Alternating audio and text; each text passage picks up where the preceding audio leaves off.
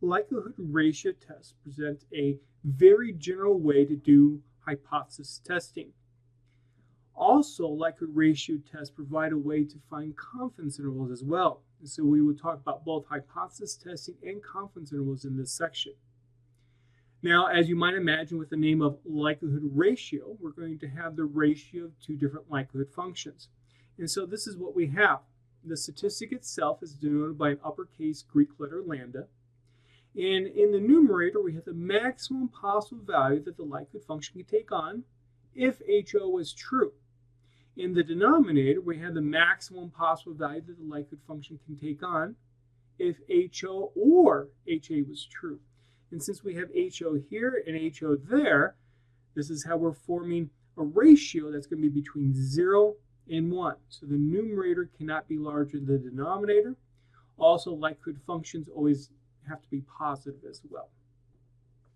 Now, a long time ago, Wilk showed that if you do a little bit of a transformation to this lambda, take -2 natural log of lambda, that statistic, if we think of it as a random variable that varies again from one sample to the next, that statistic has an approximate chi-square distribution under the null hypothesis, I mean assuming the null hypothesis was true, and if you have a large sample size.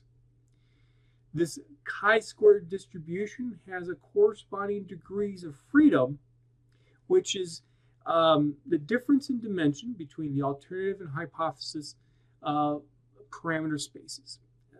Sounds a little bit more complicated than what it is. And basically what this is saying is how many parameters are you restricting in the null hypothesis? You'll see an example coming up. The number of parameters that you're restricting corresponds to the degrees of freedom for most particular settings. Okay, so let's get into to feel for the statistic. Let's suppose that lambda is close to 1. What does this say about HO, or null hypothesis? Well, if this ratio is close to 1, that must mean that the maximum possible value of this likelihood function under HO is very, very similar to what it would be if you don't have that HO restriction only and you allow HO or HA. And so what that's saying is, since the likelihood function increases as a set of parameter values become more plausible, what that says is then that it looks like whatever we have for HO for how we're restricting our parameters, or whatever we're doing under HO, that seems very reasonable for the particular data that we're observing. So if we have a lambda that's close to 1, then that leads you to think that, well, there's not sufficient evidence to reject HO.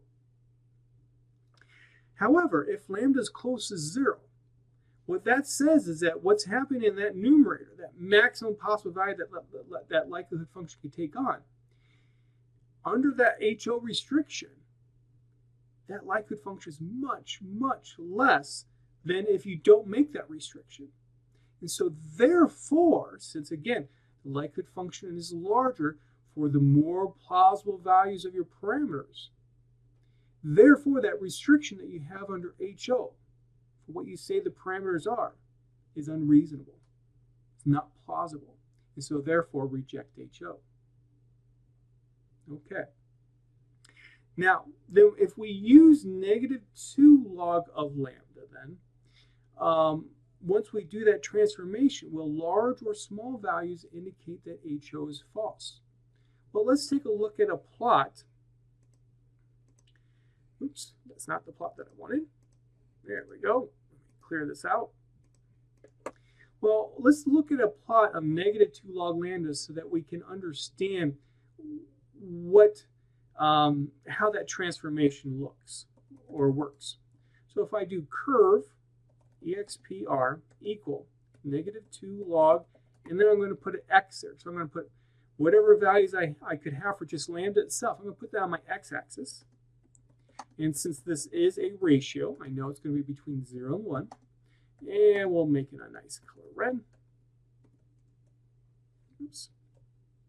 Let's do the multiplication there. And this is our plot. So as we said, for values of lambda that are close to 1, that says then that what's happening under HO is reasonable. And so what happens with negative 2 log lambda? It's going to be small. But for values of lambda that are close to 0, we said, okay, that suggests that HO is not reasonable. That we should probably reject. Look what happens to negative log lambda. It greatly increases. In fact, it gets a lot larger than that. And so what this is saying then is, if we come back to our question, large values of negative 2 log lambda correspond to rejecting HO. Small values correspond to not rejecting HO. So because of that then, that means that this is only a right-tailed test. So what I can do, I can go to my chi-square distribution. Let's say if alpha was 0.05, I have my corresponding degrees of freedom. I can use this as my corresponding critical value. For my p-value then, whatever I get for negative 2 log lambda, again, think of this lambda as a random variable. Actually, let me do this instead. Probability, let's say we have a random variable that has a chi-square distribution to it. We'll call it x. If that is greater than whatever I observe negative 2 log lambda to be, that's going to be my p-value. Again, we look for how extreme are we. So let's take a look at an example. This deals with field goal kicking again. And we're going to test these hypotheses. Is the probability of success for these kinds of field goals equal to 0.5 or not? And based upon what we had before, if you remember, the number of successes we had was 4, and the total number of trials was 10. We're going to let W be our number of successes. So let's find now the numerator of lambda. And that again says, assuming that HO is true, what's the maximum possible value that the likelihood function can take on? So we only have one parameter with this probability distribution. It's pi. We're going to set that equal to 0.5. Given my data, here's what the likelihood function looks like. And I guess I should just simply put in the data. 4 successes, 10 trials.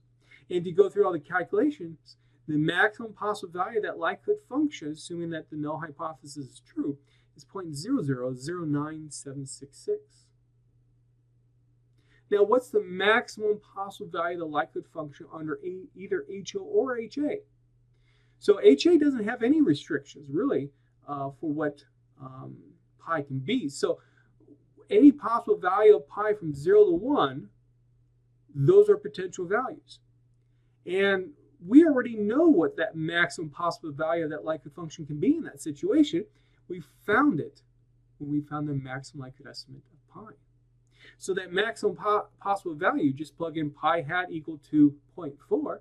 That maximum possible value is 0.001194. So let's find the ratio. Do the math, you get 0.8179. Now note here,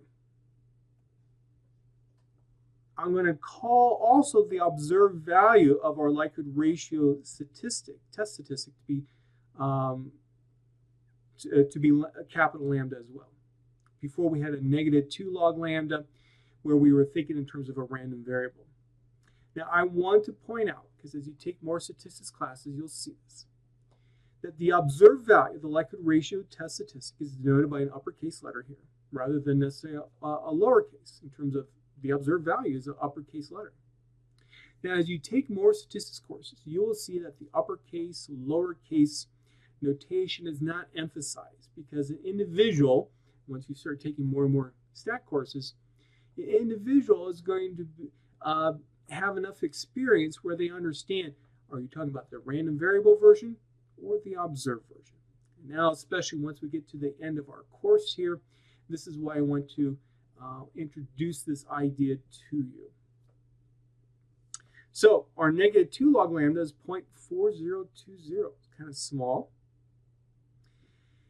In this particular case, we only have 1 degree of freedom because we have 1 restriction to our 1 parameter. So that's how we get 1 there. And if we go to a chi-square distribution, we can use the q chi-sq function. We can find, we're using alpha 0.05. We can find that the corresponding quantile from that distribution is 3.84. We can also find then the corresponding p-value as well, taking the probability of random variable x with a chi-square 1 distribution is greater than 0.4020. We find that probability to be 0.525.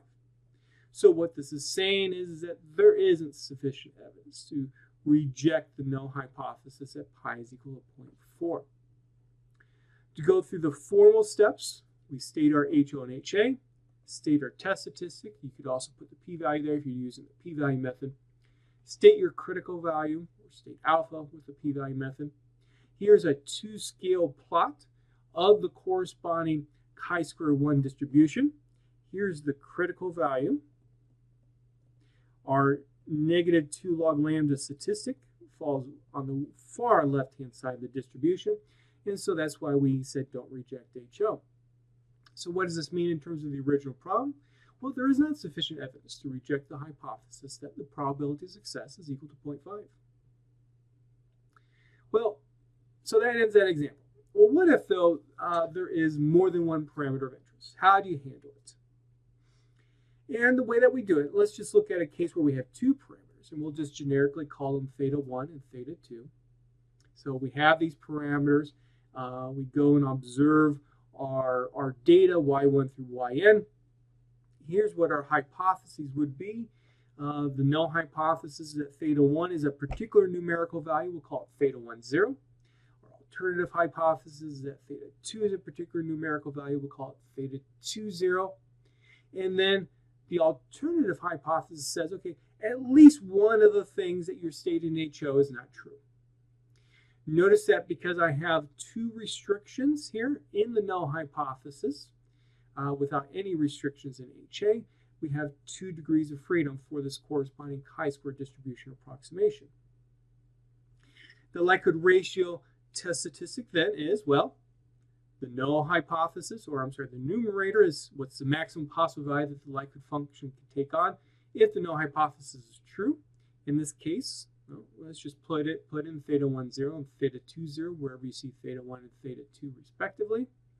In the alternative hypothesis, then, is since we don't have any restrictions for the thetas, just find the maximum likelihood estimates, plug those into the likelihood function, and there's your maximum possible value of that likelihood function.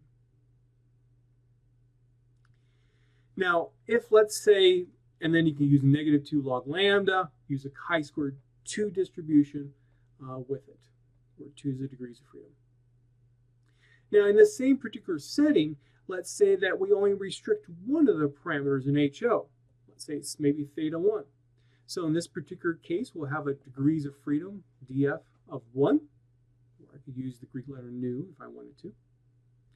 And notice we do not specify anything about theta 2 at all. So let's take a look at the likelihood ratio. The denominator remains exactly the same because we don't have any restrictions under for our parameters. But take a look at the numerator. Now we plug in theta 1, 0 for theta 1. And then for theta 2, we need its maximum likelihood estimate, assuming the null hypothesis is true. Meaning, in your likelihood function itself, plug in theta 1 equal to theta 1, 0, and now maximize that likelihood function. And that will give you then the numerator. Again, 1 degree of freedom here. Now, likelihood ratio tests can be used in other more complicated situations where maybe in the null hypothesis you don't have a specific restriction of, let's say, theta 1 is equal to a particular numerical value. Maybe theta 1 was, you're restricted to, let's say, maybe some range. Or in the alternative hypothesis, you could also still have some restrictions for the parameters of interest. But the way that you approach this is the same concept. You maximize the value of the likelihood function, assuming the null hypothesis is true. That's your numerator. In the denominator, maximize that likelihood function, assuming either H or HH is true. Now, in these more complicated settings, we are not going to examine those in this particular class. Instead, I'm just going to approach likelihood ratio tests in the most commonly found situations, at least for beginner in statistics, where we do have a specific value for parameters in HO, and in HA we don't have any restrictions. Okay, so as I mentioned at the very beginning here, you can actually use likelihood ratio tests, that idea, to find confidence intervals as well. And so the way that this is done is use a commonly used procedure called inverting a hypothesis test to find the corresponding confidence interval. Now, we've essentially already looked at some of these ideas before. If you remember us looking at the Wilson interval for pi. In that particular case, the way that we set things up is we first started with this particular test statistic.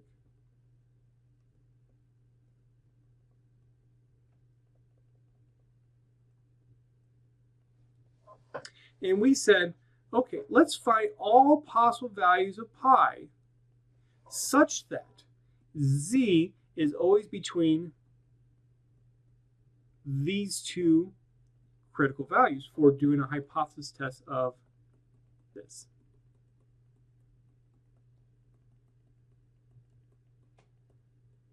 So let me put 0 there. So find all possible values of pi 0 such that you're always within those critical values. And hopefully that makes some intuitive sense, that you're saying, okay, what values of pi 0 are such that are reasonable given this particular data, that I would not reject HO. And so this concept is called inverting the hypothesis test. Now, in this particular setting, there's actually a nice closed form expression, although it is a little bit messy, for what the confidence interval is. And so we could actually write out, and I don't remember the exact expression off the top of my head, sorry, but we could actually write out in terms of our data what the lower bound and the upper bound is. That was nice. Now, in many other settings, though, where you do inverting a hypothesis test to find a corresponding confidence interval, there is not necessarily a closed form expression that you can have for the lower bound and the upper bound. And because of that, you need to use iterative numerical methods to find what is that value and what is that value. Okay, so let's go back to the notes. Now, we can invert a likelihood ratio test to find a confidence interval for a parameter of interest. And for now, let's just assume that we only have one parameter that we're working with. And so let's say that, and again, just to be general here, our null hypothesis is that theta is equal to some particular value. Let's call it theta 0 to be general. Alternative hypothesis is that theta does not equal theta 0. In this particular setting, what we would do is find our likelihood ratio test statistic as shown there. And if we were to have a value of -2 log lambda, if we actually had a particular value of theta 0 first, a -2 log lambda that was less than or equal to our critical value, and that should be actually a 0.5 there and a 0.5 there. If we find a value that's less or equal to the critical value, we don't reject HO. If it's greater, we reject HO. But here in this particular setting, since we want a confidence interval for theta, we're not going to specify what theta 0 is. And instead, what we're going to do is find all possible values of theta 0 such that this inequality is true. The smallest possible theta 0 will be the lower bound of our interval. The largest possible value of theta 0 is going to be the upper bound of our confidence interval. And again, think of this from an intuitive standpoint, why this makes sense to do. Given your observed data, what would be reasonable values of theta 0? And so we're kind of going the opposite direction from what we had when we did a hypothesis test. This is why it's called inverting a hypothesis test. Okay, so again, here's what our likelihood ratio confidence interval, this is how you would find it. And due to how these likelihood ratios are found, we're not going to have a disjoint interval. Meaning, let's say, like for the field goal example, we're not going to have, let's say, 0.2 to 0.3 and 0.7 to 0.8. Rather, it's just going to be one interval itself, such as maybe 0.4 to 0.6. Now, let's look at how we can actually find this interval. And we're going to have to use R to help us find it.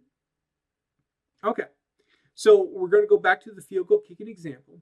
This is what our likelihood ratio is going to look like in the end. Excuse me.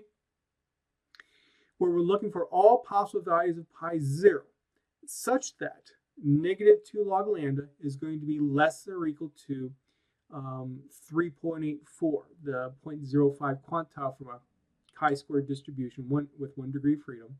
This will give us a 95% interval. Okay, and so what I did here was I just kind of simplified the expression a little bit for what this lambda with the log transformation looks like. And just as a reminder, what I used here to find this, if I took the log of a times b, where a and b were numbers, I get the log of a plus the log of b. And also if I took the log of, let's say, c raised to the d power, this is equivalent to d times the log of c. I used those properties of working with logarithms to find this simplification, and I did a little bit of algebra. If you are uncertain how I actually got this expression here, please let me know and we can go through it. Okay, so let's think about how we can then find this particular lower limit and upper limit. So what we're looking for then is this, negative 2 log lambda. And suppose I move this chi-square value over to the other side. And the value is 3.84, so I'm just going to put that in there. And so what we're looking for is all possible values of pi 0. Remember, pi 0 is inside lambda. All possible values of pi 0 such that this inequality is satisfied. And so what I did here was I actually plotted that function that was to the left of 0. And so this is what we get. Values of pi on the x-axis, there's a negative 2 log lambda minus the 3.84 on the y-axis. I drew a nice little dotted line at 0, horizontal line on the y-axis. And so what this is saying is that we want all possible values of pi such that we are less than or equal to 0. In other words, about 0.14 here and about 0.7 there. Well, now how did I actually do this? How did I actually graph, or how did I actually approach this problem? So let me go over here to 10. Okay, so what I did was I wrote a function called find.root. And this function is going to give us my negative 2 log lambda minus that 3.84. And so in this function itself, the very first argument is going to be my pi 0. Then I'm going to pass in, well, what was my number of successes? Number of trials. And so inside the function itself, I find my pi hat, the maximum I could estimate for pi. I need that, you could say, to get the denominator of lambda. And then I put in my negative 2 log lambda expression that has been simplified. Notice you see, if you follow where my mouse is, look where pi 0 is located. And I subtract off that 3.84, which would be found from the chi-squared, q chi-square function. And so just to show you that indeed that this works, I'm going to run this where I'm going to say, let's say pi 0 is 0.2. Now, remember what we saw in that plot, 0.2 should be inside the intervals. Let's go ahead and run that. And indeed, the value is less than or equal to 0, negative 1.748. Then using the curve function, I use find.root, pi.0 equal x, because I want that to vary on my x-axis. W, and I'm going to apply it from 0 to 1, put a nice red line on it. plot the curve in red, I should say. And then I'm going to use the EB line function to find a horizontal line at 0. The color is going to be blue. The line type is going to be dotted. So if I go ahead and do that, let me get my plot up. Here's the exact same plot that you saw in the notes. Now, an automated way then to find what that lower bound is, what the upper bound is. In other words, where is this function hitting 0? Is I can use the uniroot function in R, where my f argument is, well, what function do I want to find the root of? Pi 0 is the root of our equation if we set it equal to 0. Where do I want to look? That's my interval argument. I want to look from something very small for pi, let's say 0.01, and we'll go all the way up to my maximum likelihood estimate, w divided by n.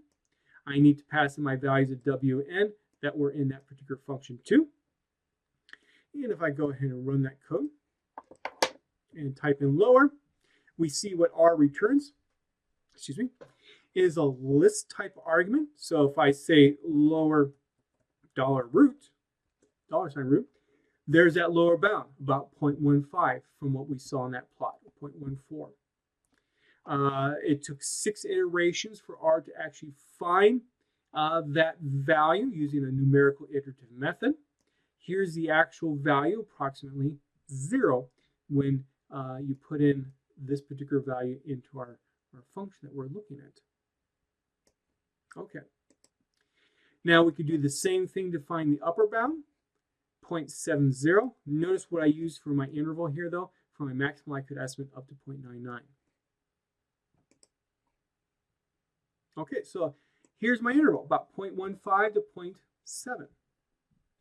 Now there's other ways that you could find then the corresponding interval as well.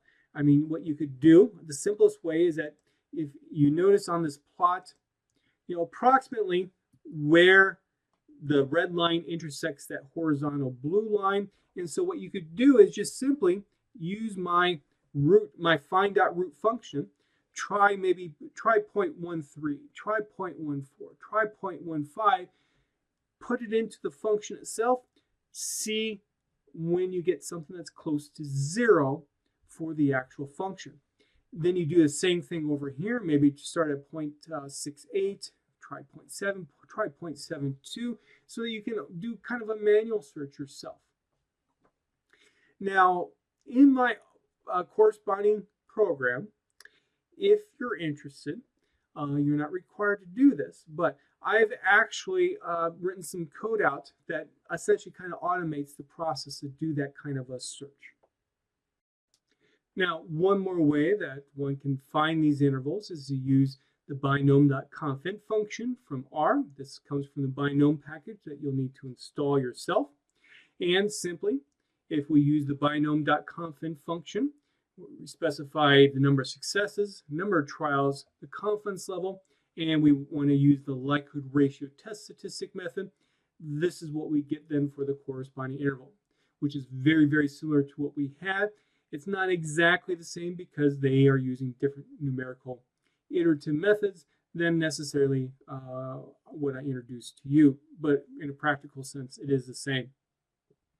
Now, a little bit of a side note here, there are many different kinds of confidence intervals for pi. So, for example, the two most used ones are the Wilson interval and the Agresti-Cool. Here's the walled interval. It's called asymptotic using the terminology for this particular package.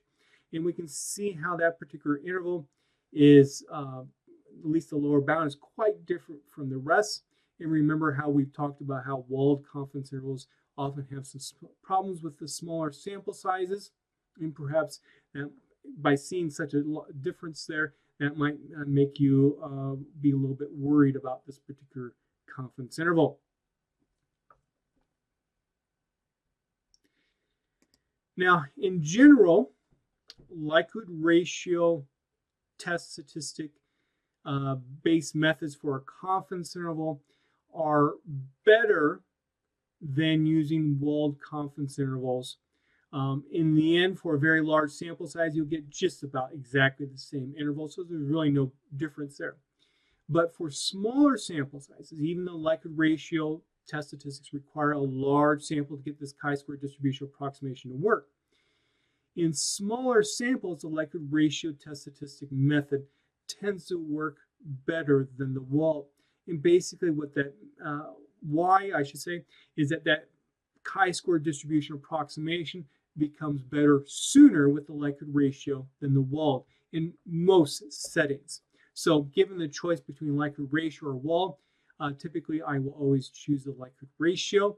However, the walled interval, as we saw, can be more easier to use. And there are actually some situations where you're using likelihood-based methods where it's very hard, if not possible, to actually do that likelihood ratio. And so in some situations, the walled interval or walled confidence intervals may be the only approach that you can use. Now also, let's talk about what do I mean better? Well, again, that chi-square distribution approximation becomes better sooner for likelihood ratio than it does for wall. But think of it in terms of what we've discussed before in terms of coverage. So if the distribution approximation is better for likelihood ratio than the wall, then you would expect the coverage value to be closer to 0.95 if that's your confidence level. You would expect it to be closer to 0.95 for the likelihood ratio more often than you would for the walled. Now, what happens if there is more than one parameter in a likelihood function? Can you still find a likelihood ratio based kind of confidence interval? And the answer is yes. You can find what are called profile likelihood ratio intervals, confidence intervals. And the basic approach here is very similar to what we saw for the hypothesis test. And so in a particular setting where we're interested in just, let's say, theta 1 itself, you might be interested in is finding all possible values of theta 1, 0, such that now negative 2 log lambda is less than that, it should be the 0.05 value from the chi-square distribution with 1 degree of freedom.